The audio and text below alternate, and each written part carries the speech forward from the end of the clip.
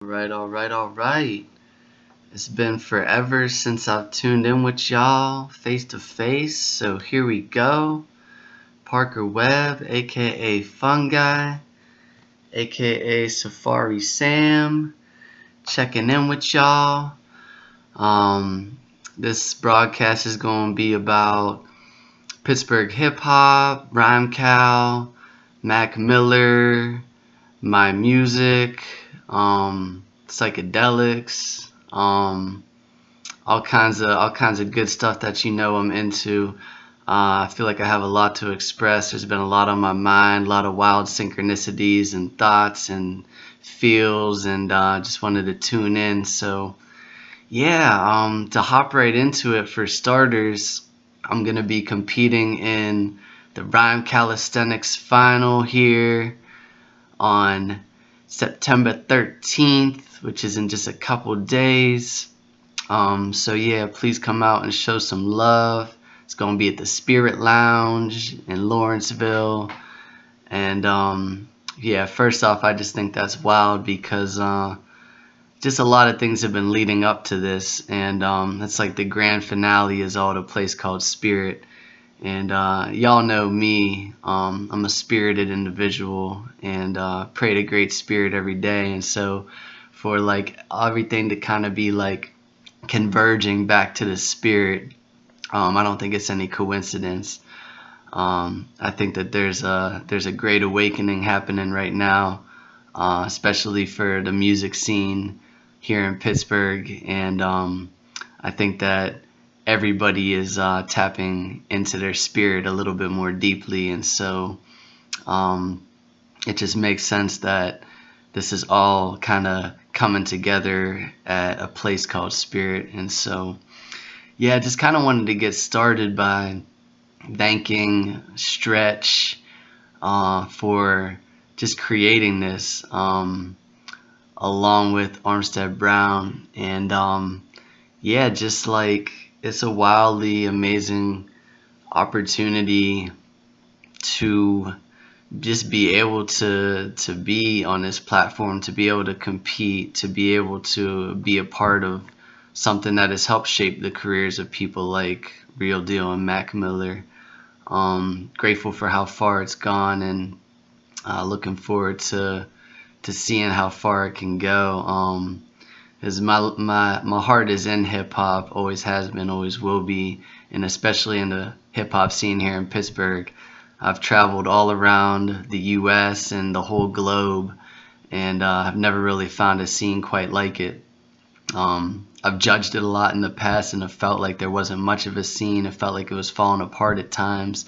But events like this help me remember that it's alive and well. And it's just a matter of where you keep your eyes and where you keep your ears, because there's always something happening. And if you have the attitude that there's nothing going on, you ain't gonna find nothing. But if you keep your hopes up, keep your eyes open, there's a lot of good things happening in this city. Um, so just grateful for everybody who continues the love of Pittsburgh hip hop. Big shout out to my man Reason, who's also going to be competing. He has been instrumental in an event called Track Meet, which I'm happy to call myself a part of. And yeah, just the opportunity to come together and cipher with like-minded MCs who just really want to hone their skills. There's really nothing like it. So events like that mean everything to me. As somebody who spent many years hosting an event called Freestyle Friday, y'all probably remember way back. I don't know, quite a few of you showed up, and I was in different realms some of those nights. I don't even remember, as people still come up to me these days and be like, "Yeah, I remember you back at Freestyle Friday, man." And so yeah, like hip hop is my love, freestyling is my love, and any way to continue on the culture in a good way, I'm all about it. So yeah, I just want to dive into like some of like the mind fucks of what's been happening. Um, Really, a lot has like kind of conspired in my mind and like became clear um, after a recent psychedelic experience. being the fungi. I'm a pretty psychedelic man in general. I've experimented with a lot of different things. But one that I've become acquainted with recently is called changa, and it's like DMT, but it like kind of lasts a little bit longer. So I would say it's like a mix between like mushrooms, ayahuasca, and DMT in a way. And there's been a couple trips in my life where I went really deep, and reality like collapses on itself and whoosh, just like re-expands, kind of like folding a pop-up book into itself and then opening it back up, and reality just kind of like pops up out of it, And so I went back to that place where reality collapsed into itself, back into oneness. Kind of felt like I returned to source, like remembered everything, remembered it all, knew it all in that moment. And then it like slowly unfolded again, and I kind of slowly grounded myself back out. But it's an interesting place to be, because what I find when I'm in those places is that everything is pre-scripted.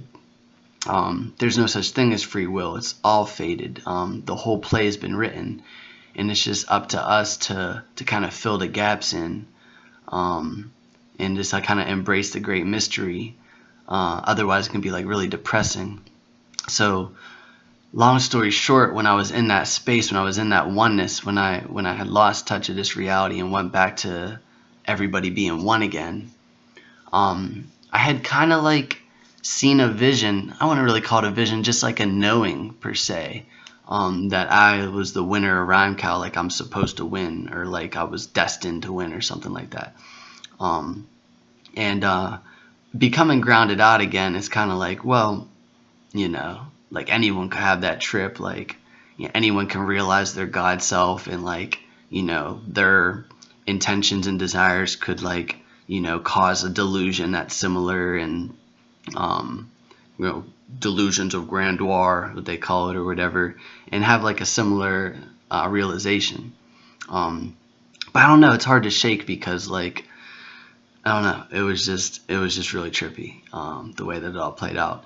And really, this whole Rhyme Cow final tournament's just kind of like been a trippy thing to me. And here's a lot of the reasons why. So first off, I kind of like introduced myself into the Pittsburgh battle scene back in the lounge battle days at Shadow Lounge. I was actually just watching the footage the other day. I had thought back in the day that like, man, like I crushed everybody and blah blah blah, and like I was the best, and I got to Boca at the end and like destroyed him, and like he only won because of politics and blah blah blah. But going back and like really being grounded and looking at the footage, like most of the battles were actually pretty close. I still think I edged Boca in the end, but like every battle was close. And so I beat a dude named CD. I beat Dice. I beat Fat Rat. And then I lost to Boca in the end, right? And so that was like a tournament for like the winner got $1,000 and went to Florida for a tournament or something like that. And I was real hyped up and trying to win, and I lost in the very end. And one of the biggest trips of this Rhyme Cow is the first heat that I'm in. Actually, now that Bruce dropped out, is going to have Dice and Fat Rat both in the same heat. Now, what are the coincidences of that? That two of the people that I had to get through to make it to the end are going to be in the same heat as me in the beginning, right? And not only that, but it was actually Boca, the guy that I lost against in the final round, who dropped out, that gave me the leeway, the entranceway into getting into the final tournament. Because I came in third place in the semifinals, and the only two advanced, right? So in a lot of ways, like I'm only here because the man that I had lost to originally had dropped out. So it's pretty wild. And so it also is kind of crazy that Real Deal was one of the judges for that tournament. He's also going to be competing. And Shadow Lounge was one of the places where I first saw Mac Miller rhyme, and like watching the old footage, knew that Mac was throwing down at Shadow Lounge for Rhyme Cow. And so kind of all comes back together. And so this rhyme cow is for Mac Miller. It's a R.I.P. to Mac Miller. This is a tribute in a lot of ways. Stretch has been talking about him a bit, of just like, he was just there, rhyme cow, and we were just buddy and boom, overnight he's a rock star, superstar, rap star, like boom. In my opinion, the biggest to have ever done it in our city. Now some may say Wiz, but I think Wiz took a different route, and I really have a lot of respect for Mac. So I'll never be able to, in any length of video, dive into the trippiness of my relationship with Mac Miller. I just could never explain it with words. It's a deeply spirited connection.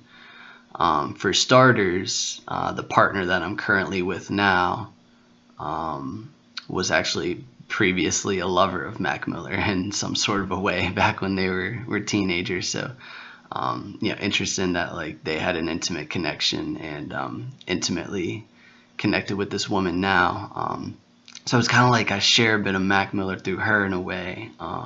Us first connecting when we first fell in love, a lot of the talk was about Mac Miller and our relationship with him and his spirit. And so what had happened was whenever Mac passed away, what I did was I went deep into prayer, and I basically invited Mac Miller's spirit into mine. I kind of like opened up some kind of a gateway. And I believe that prayer was at Blue Slide Park during his vigil. And just basically like, Mac, I know you're not here with us now in the physical. Like if there's any way I can be a vessel to carry on the legacy that you left behind, to carry on your message and your spirit, allow me to do so in a good way. Because we all know, like in the end, Mac kind of, went down a bit of a darker path, making an album called Self-Care, but was really showed up as the antithesis of self-care, was going through a lot of self-abuse.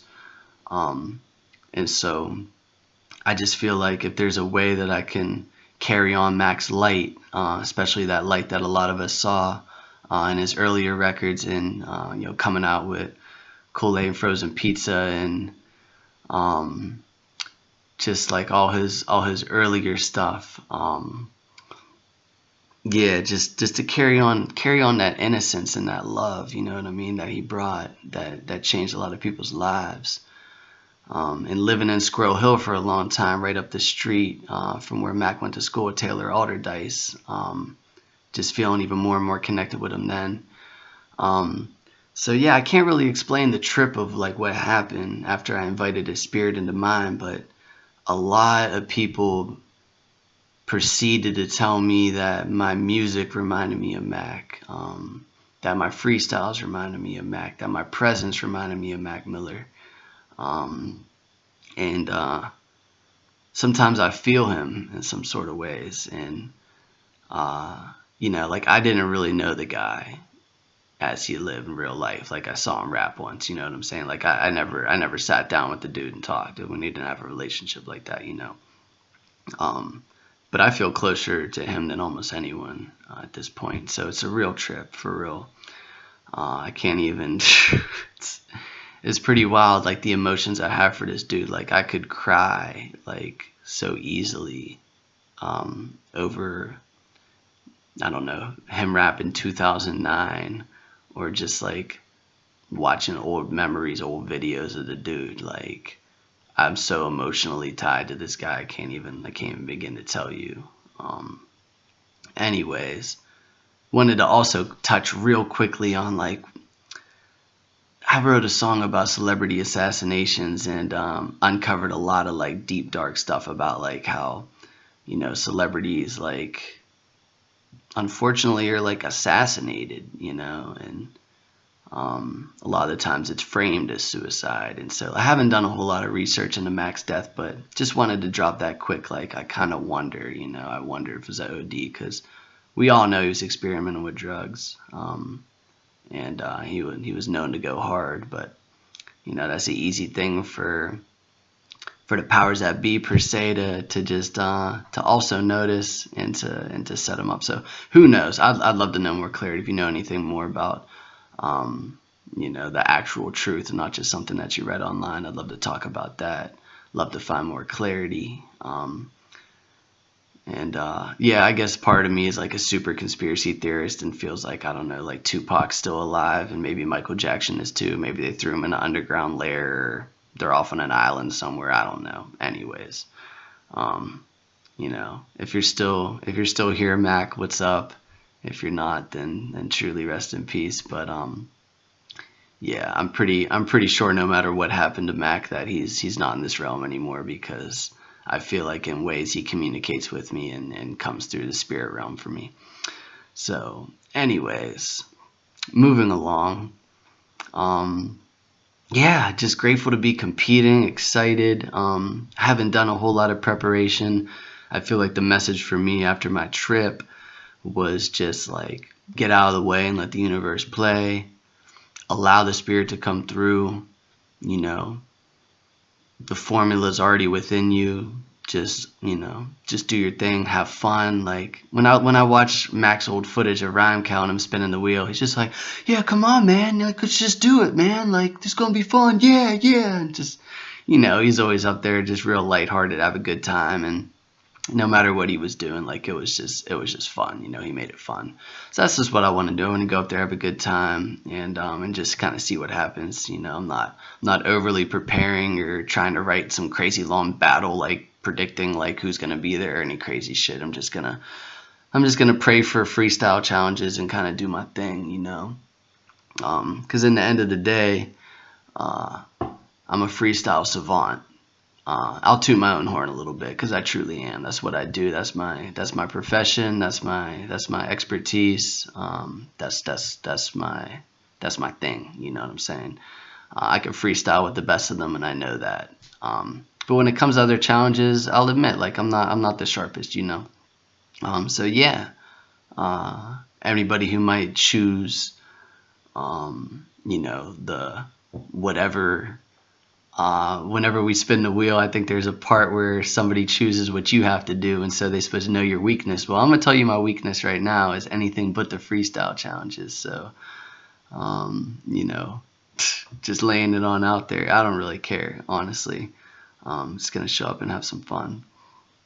But I'll also just be real vulnerable and say this. I kind of feel like I'm either gonna choke the first round and totally just like fucking throw it all away, or maybe not even show up, or I'm gonna go all the way, at least until the final round. I don't think there's gonna be much in between. I tend to either be like a fully activated person, capable of going into some kind of God mode, channel and spirit, whatever you want to call it, kind of crazy beast mode, or else I just like kind of shut down and fuck up. Like, there's not a whole lot of gray area in my black and white.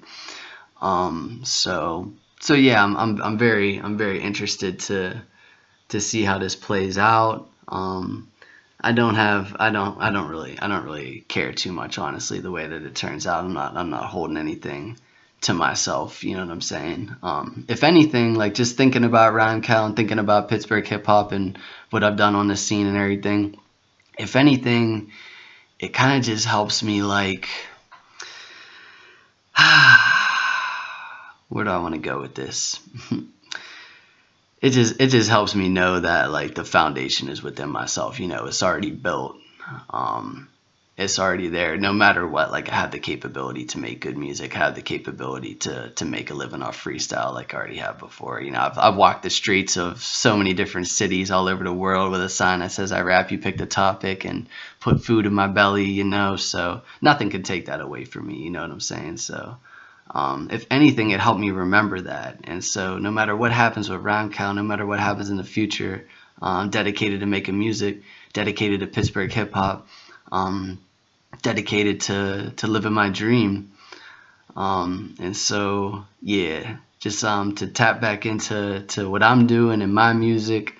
The last y'all heard from me was my Jungle Journey EP after I returned from Colombia, which was only 5 tracks after I dropped the Vitamix tape. And then I did the Planet Vegan music video. And so And so yeah, I've been kind of silent since January. Besides showing up to some open mics and sprinkling my love in different places. I actually just went up to Maine and introduced myself to Maine's Pittsburgh hip hop, or Maine's hip hop scene. Sorry. And went to an epic event there and got up on stage and spit and everything like that. So I've kind of been sprinkling myself around, but haven't really been focusing on the music. But man, I got music ready. And a sign that I received recently that it's time to step back in the studio was I won in a raffle 2 hours of studio time with local femc Kelly Mays. You probably heard of her. She built a studio over in Shadyside. Is gonna hook me up with a little bit of studio time. So once I won that raffle, it was kind of like, okay, like it's time to get back in the studio. So I'm not sure exactly what Stretch said was the prizes, but I think some of it might have included studio time. So just hoping, Great Spirit, like, if the world wants to hear my music, if the world wants me to channel spirit and deliver the conscious message that I have to deliver, then hopefully the gateways will open up for me to take the W home. You know what I'm saying? So yeah, it'll be interesting to see what happens, but I just want to let you know that I've got over 3 full albums worth of music ready, all fire. Like I have literally over 100 tracks that are all recordable and able to be put out. But I just kind of condensed that all down into the goodness. I got one mixtape that might be called The Game Changer. I got another whole mixtape that's dedicated to Mac. And then I got another tape that'll be Euro Trip from all the stuff that I wrote when I was in Europe for 6 weeks. Traveled everywhere from Germany down to Croatia, and I wrote a lot of fucking really fire bars there. Especially on the plane. I write some good shit on the plane. Something about being super elevated. So yeah, I think I might like take some of the best Mac Miller tribute songs and throw them in the Game Changer mixtape or whatever. But basically that tape is like everything from Colombia, and even including some of the stuff I didn't use in Colombia, all the way up to into my Euro trip, which was recently. So I wrote quite a lot of bars in that time, and definitely after narrowing all down, there's some gems in there, some real good stuff I want to get out to you, some real medicine. So basically what I'm saying is, no matter how things proceed, just know I have a lot to offer, and reaching out and asking for any help in any way. If you feel resonant with me, the message that I deliver, maybe you want to help me out, maybe we could work out some kind of trade or whatever. Definitely don't have much money right now to offer anybody, but willing to show up in a good way to give back, and maybe work out some kind of, I don't know, deal with somebody with a studio or somebody that feels like in alignment with my vibration that might want to offer me a space to put my music out. Also just sending out a call for anybody who's in any position to help me in any way with my music, whether it's marketing, promotion, just sitting down and listening to some of my songs, the feedback, especially recording, mixing and mastering, all of that stuff, the whole 9 yards. Just sending out a call, just sending out a request, shit, I've been doing this thing since I was 13 years old, and I'm 31 at this point. Dropped my first song at 16, and my first mixtape when I was 18, and but kind of keeping it low under the wraps. Never really like set out the intention like I'm gonna really try to get my music out, because I've always felt like I want to make sure it's fucking good before I really push it. You know what I mean? Like I'm kind of a perfectionist. I want to make sure this shit's like as fire as it can get. And unfortunately, like not unfortunately, but the thing is, like, I'm always getting better. So it's kind of like, well, when are you going to just like actually just like be like, hey, this is good enough. Let's put it out, And what I'm saying is I think I'm finally at that point. I think that this shit coming out is, I'm just going to say it. I think it's on the level of pretty much any MC that I can think of in the game. And so I don't think I'm the best writer in the world, but I got some shit, you know what I'm saying? There's some people that I definitely put above myself, but I think that this mixtape can rival any tape that I've seen before. So let me know what you think. Like, come through and ask me to spit you some shit. Because, I'm trying to remain humble. Sometimes I get an ego about stuff, but really in the end of the day, I want to get out of my own way. I want I want to surrender my ego. I want to show up in a humble way, in a good way, show up with all the love in my heart for this Pittsburgh hip hop scene, and remember everything that everyone's done for me. Remember that I wouldn't be here without anybody, without all of y'all's help. I would be nothing. So much love to everybody who's helped me along the way and supported me.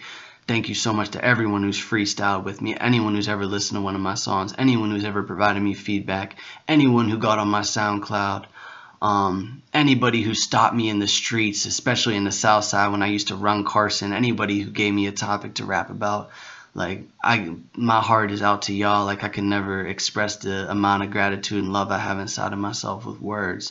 For real, this is my life. This is what I love to do. And I'm the kind of person that I've worked a 9 to 5 since I was 11 years old. 11 years old, I had my first job. And I've done everything. From being in a restaurant to being an engineer to landscaping to everything. I've done it all. And where I'm at right now is like, I'm not going back to anything. Like, I'm not gonna try to scrape by and like work on my bars on the side. Like, no, like, I'm dedicated to this shit. You know what I mean? Like, this is my life, and I've fallen off a lot just by like traveling and on this spiritual journey and thinking I need to give it all up and then coming back to it all and just this crazy ride of life. And yeah, just through it all, like, the message that really comes back when I commune in the deepest way is that I'm here to bring medicine to the people. And for a long time, that equation involved mushrooms. It was the M equation, the mushrooms and the medicine, and make the music and make money and give it back to the people, and for Mother Earth and everything, all the M's, singing from the top of a mountain, bringing melodies of whatever, I can go on, but kind of what I got after the Chonga trip was that I don't need to commune with the psychedelics anymore. Like, I've gone to oneness enough. And the message is that, like, make the medicine your music, make the music your medicine, like, you don't need to grow mushrooms for people. You don't need to try to make DMT for people. You definitely don't need to be dealing weed to anybody like you used to. That's for damn sure. Just fucking, like, focus on the music. Like, I got a message, another M. I got a message to say. I got something to deliver. And if you're not familiar with my music, I wouldn't say anything that I have out is representative of where I'm at now, but there's some good songs on my SoundCloud. So soundcloud.com/Parker Webb Raps. You can check some of my stuff out, and there's a lot more to come. Shit, I'm 28 minutes in. Shit, I don't even want to be worried about time. I'm going to make sure that I say everything I need to say, but also wrap this up pretty soon. So yeah, shit. What else is there to even say? Yeah, man. This whole entire plug was inspired by Stretch, and I got a lot of love for him. And so, once again, asking y'all to come out. I don't even give a fuck if you come out to support me. Come out to support Pittsburgh Hip Hop. Come out to support something good happening in our community, which is a hip hop game show. Like, people that have fun and, work on the craft and, face fears and, fucking, like, this is like, and to me, this is the epitome of life, to put yourself in front of a bunch of strangers and to take the leap of faith to just, like, open up your mouth and express your truth. I'm hoping that all the MCs that show up, we can all, like, kind of just put our egos out of the way a little bit. I know the egos are high and the rivals are big and there's a lot of shit talking and everything like that, but I hope that we can all show up in remembrance of who we truly are. I hope we could show up remembering that we're all one and we're all in this together. And, hopefully maybe there'll be like a cipher beforehand or afterward, like, I hope everyone ain't just there like game face, like, fuck y'all motherfuckers, like, bah. Like, we here to all help each other out. Like, we here to develop our skills, hone our craft, perfect the the art that we call hip hop. You know what I'm saying? So big ups to Stretch, big ups to all the judges, EOS, Chevy. That's the other crazy thing, and other judge, No Chill, I'm not so familiar with, but this is one of the craziest things. I didn't even say this yet. My very first battle in Pittsburgh, this was before lounge battles, I just remembered. I battled at Pitt, the University of Pittsburgh, when I went there for engineering.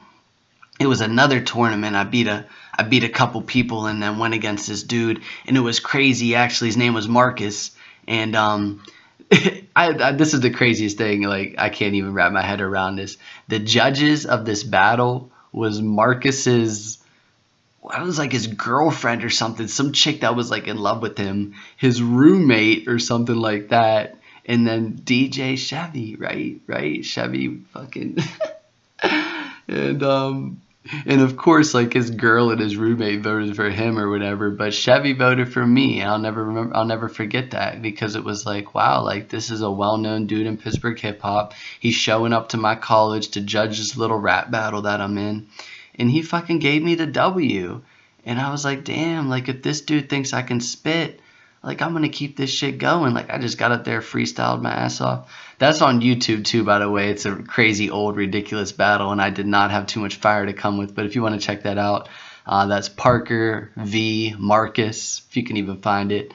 And the other Shadow Lounge stuff is, I used to go by P Dubs. So P Dubs versus Boca, Fat Rat, Dice, misspelled DICE, and some other views. So if you want to check out any of the old footage, I've also done King of the Dot, Grindtime. I was in a 16-man tournament down in Florida for Grindtime. Got to the last round, and Farnham took it, who actually wound up, like, in my eyes, kind of blowing up afterwards. So, and then I was in a two-on-two tournament, and we won a round of that. And yeah, I love battling. Battling's been my life, from text battles online to I showed up for Smack with Pittsburgh and Phase 3 PFD, which Real Deal judged once again. That battle happened to be promo, so there was no winner, but that was interesting for sure. And then yeah, holding the compliment battle title belt still, since there hasn't been one since. So took out 3 or 4 people in that tournament, got to the end and won that. So yeah, it's been an interesting history with me in hip hop.